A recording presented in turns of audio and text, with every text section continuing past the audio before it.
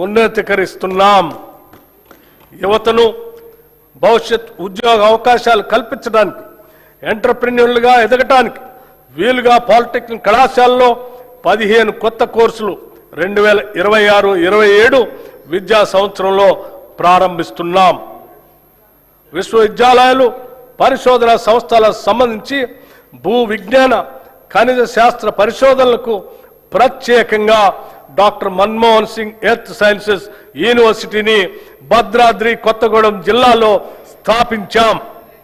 అలాగే రాష్ట్ర విశ్వవిద్యాలయాల్లో న్యాయ ఇంజనీరింగ్ కళాశాల ద్వారా కొత్త ప్రొఫెషనల్ కోర్సులు ప్రారంభించబడ్డాయి. మౌలిక సదుపాయాల అభివృద్ధి కోసం ఉస్మానియా విశ్వవిద్యాలయానికి 1000 కోట్ల రూపాయలు, వీరనారి చాకలి ఐలమ్మ మహిళా విశ్వవిద్యాలయానికి 400 కోట్ల రూపాయలు ఈ బడ్జెట్లో ప్రతిపాదిస్తున్నాం. మిగిలిన విశ్వవిద్యాలయాలకు కూడా అవసరమైన నిధులు కేటాయిస్తున్నాం.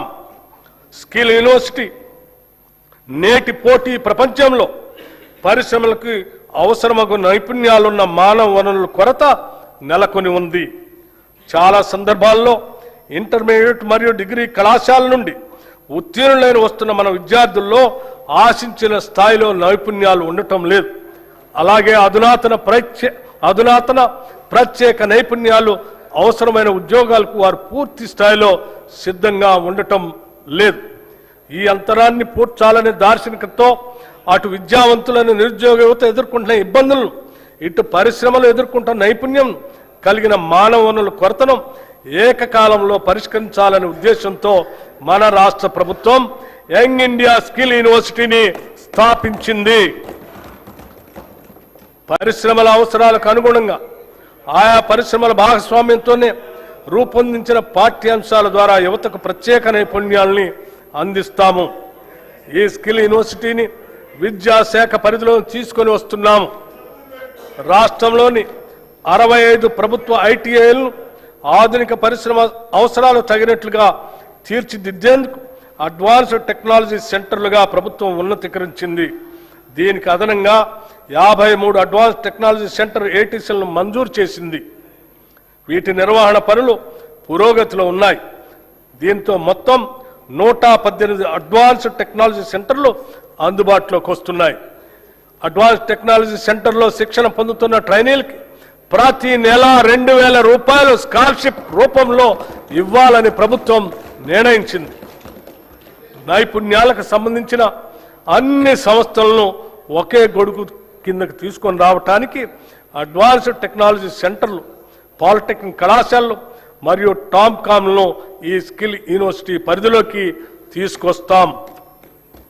యువతను బ్లూ కాలర్ ఉద్యోగాల కోసం సన్నద్ధం చేసేలా ఉస్మానియా యూనివర్సిటీ, జేఎన్టీయూ తదితర విద్యా సంస్థల తరహాలో ఈ విశ్వవిద్యాలయాన్ని తయారు చేయటమే మా ప్రధాన ఉద్దేశ్యం. 2047 నాటికి రాష్ట్ర ఆర్థిక వ్యవస్థను $3 ట్రిలియన్ స్థాయికి చేర్చాలనే మహోన్నత లక్ష్యంతో ఉన్నాం. ఇందుకు మనకు భారీ సంఖ్యలో నైపుణ్యం కలిగిన మానవ వనరులు అవసరం. భారతదేశంతో పాటు ప్రపంచవ్యాప్తంగా ఉన్న నైపుణ్య ఆధారిత బ్లూ కాలర్ ఉద్యోగ అవకాశాలు, అవసరమైన మానవ వనరులను అందించడంలో తెలంగాణ రాష్ట్రాన్ని యావత్ ప్రపంచానికి ఆదర్శంగా తీర్చిదిద్దాలని మేము భావిస్తున్నాం. పిల్లల భవిష్యత్తు కోసం తీసుకునే నిర్ణయాలు ఎప్పుడూ ఖర్చు కాదు, అవి పెట్టుబడులు మాత్రమే. అమ్మ కలలు పిల్లల చదువు, ఇవే తెలంగాణ భవిష్యత్. అమ్మ కలలు పిల్లల చదువు, ఇవే తెలంగాణ భవిష్యత్. ఈ బడ్జెట్లో విద్యారంగానికి 26,674 కోట్ల రూపాయలు ప్రతిపాదిస్తున్నాం. రాష్ట్రంలోని పేద ప్రజలందరికీ నాణ్యమైన వైద్య సేవలు అందించడమే లక్ష్యంగా మా ప్రభుత్వం ప్రజా ఆరోగ్య వ్యవస్థను బలోపేతం చేస్తుంది. తెలంగాణ రైజింగ్ విజన్ 2047 లక్ష్యాల మేరకు రాష్ట్ర ప్రభుత్వం మాతా శిశు సంక్షేమ ఆరోగ్యం, యువత ఆరోగ్యం, దీర్ఘకాలిక వ్యాధుల నియంత్రణ, అలాగే మానసిక ఆరోగ్య సంరక్షణపై ప్రత్యేక ప్రాధాన్యం ఇస్తుంది. ప్రభుత్వ ఆసుపత్రులను బలోపేతం చేయడానికి జిల్లా కేంద్రాల్లో డే కేర్ క్యాన్సర్ సెంటర్లు, నాన్ కమ్యూనికబుల్ వ్యాధుల క్లినిక్స్, వృద్ధుల ప్రత్యేక క్లినిక్స్, పాలియేటివ్ కేర్ సెంటర్లు, ట్రాన్స్జెండర్ల కోసం మైత్రి క్లినిక్స్ ఏర్పాటు చేయబడ్డాయి. ఇంతకాలం గ్రాంట్ ఇన్ ఎయిడ్ సంస్థగా ఉన్న 12,720 బెడ్స్ సామర్థ్యం కల తెలంగాణ వైద్య విధాన పరిషత్తును పూర్తి స్థాయి ప్రభుత్వ సెకండరీ హెల్త్ కేర్ విభాగంగా చేస్తున్నాం. దేశంలో ఎక్కడా లేని విధంగా కేవలం అభివృద్ధి చెందిన దేశాలు మాత్రమే లభించే ప్రజల హెల్త్ ప్రొఫైల్ని రాష్ట్రంలోని ప్రజలందరికీ అమలు పరుస్తున్నాం. మానవ వనరుల సంక్షేమంలో భాగంగా రాష్ట్రంలోని ప్రజలందరి ఆరోగ్య రక్షణ అత్యంత ప్రధానమైంది. అందుకోసం ప్రజలందరి హెల్త్ ప్రొఫైల్ని సిద్ధం చేసి వారికి డిజిటల్ హెల్త్ కార్డులు అందజేస్తాం. వీటి నిర్వహణలో అత్యంత గోప్యతని పాటిస్తాం. నూతన వైద్య కళాశాలలు మరియు సంస్థలు గత ప్రభుత్వం కేవలం పేపర్ల మీదే మెడికల్, నర్సింగ్, ఇతర కళాశాలను చూపించి ప్రజల్లో ఒక భ్రమను కలిగింపజేసింది. కానీ మేము వాటిని వాస్తవ రూపంలో తీసుకొచ్చి వాటి నిర్మాణ పనులను ప్రారంభించాం. ప్రభుత్వ ఆసుపత్రుల్లో మౌలిక సదుపాయాల కల్పనపై మా ప్రభుత్వం ప్రత్యేక దృష్టి సారించింది.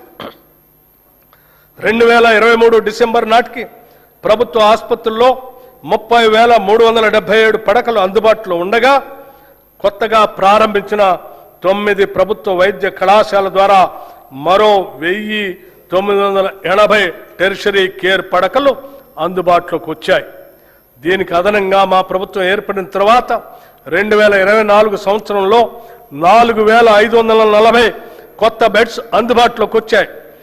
2026 చివరి నాటికి సనత్ నగర్, ఎల్బీ నగర్, అల్వాల్లోని టిమ్స్ ఆసుపత్రులతో పాటు నిమ్స్ విస్తరణ, వరంగల్ మల్టీ సూపర్ స్పెషాలిటీ ఆసుపత్రితో కలిపి మరో 6,582 టెరిషరీ కేర్ పడకల్ని అందుబాటులోకి తీసుకొని వస్తాం. ఇవి కాక సెకండరీ కేర్ ఆసుపత్రుల్లో 12,720 పడకలు ఉన్నాయి. దీంతో రాష్ట్ర ప్రభుత్వ ఆసుపత్రుల్లో మొత్తం టెరిషరీ కేర్ పడకల సంఖ్య 44,029కి చేరుకుంటుంది. భారత ప్రజా ఆరోగ్య ప్రమాణాల ప్రకారం ప్రతి 1000 మందికి ఒక పడక ఉండాలన్న నిబంధనను మనం గణనీయంగా అధిగమించడం మనందరికీ గర్వకారణం. నూతనంగా 17 మెడికల్ కాలేజీల నిర్మాణాలు చేపడుతున్నాం. మెడికల్ విద్యను విస్తరించేందుకు కొత్తగా 9 ప్రభుత్వ medical college, 16 nursing college, 28 paramedical కాలేజీలు ప్రారంభించబడ్డాయి. చికిత్స ఆధారిత వ్యవస్థ నుంచి నిరోధక వైద్య సేవల వైపు మార్పును తీసుకొని వస్తున్నాం. ఈ బడ్జెట్లో వైద్య మరియు ఆరోగ్య శాఖకి 13,679 కోట్ల రూపాయలు ప్రతిపాదిస్తున్నాం. ఉద్యోగులు, ఉపాధ్యాయులు, పెన్షనర్ల సంక్షేమం కొన్ని దశాబ్దాల నుంచి ప్రభుత్వ ఉద్యోగులు మరియు పెన్షనర్లు ఎదురు చూస్తున్నటువంటి నగదు రహిత ఆరోగ్య భద్రతా పథకాన్ని ప్రారంభిస్తున్నాం.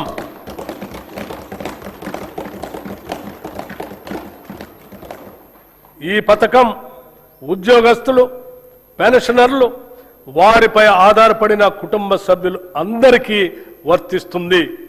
ఇది ప్రభుత్వ ఉద్యోగస్తులకి, పెన్షనర్లకి ఈ ప్రభుత్వం కల్పిస్తున్న భద్రత మరియు భరోసా. ఈ నగదు రహిత ఆరోగ్య భద్రత పథకాన్ని రాజీవ్ ఆరోగ్యశ్రీ ట్రస్ట్ ద్వారా అమలు చేస్తాం.